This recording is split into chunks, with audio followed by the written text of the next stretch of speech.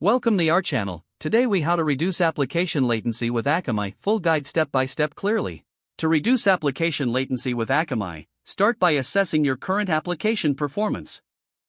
Use monitoring tools to gather data on latency metrics and identify bottlenecks.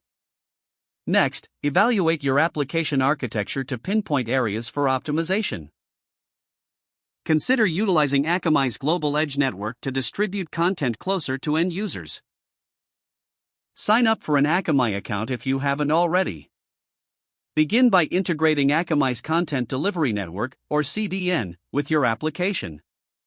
Configure your DNS settings to point to Akamai's servers. Next, enable caching for static resources. This will help reduce load times by storing frequently accessed files at the edge. Review the Akamai control panel to set up edge cache policies. Adjust your cache settings to optimize for your specific content types. Implement dynamic site acceleration features to enhance load times for dynamic content. Leverage Akamai's image optimization tools to decrease image sizes without sacrificing quality. Monitor the performance of your application continuously through Akamai's analytics.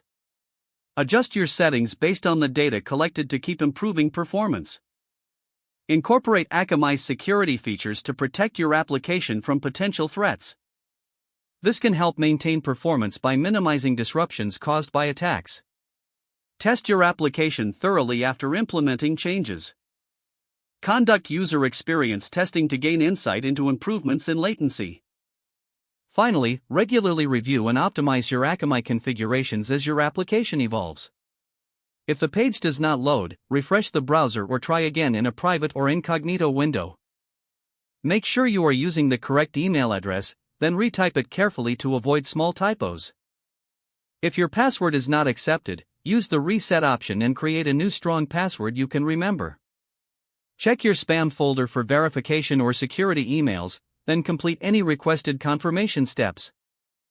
Enable two-factor authentication if available to improve account security and reduce unauthorized access risk.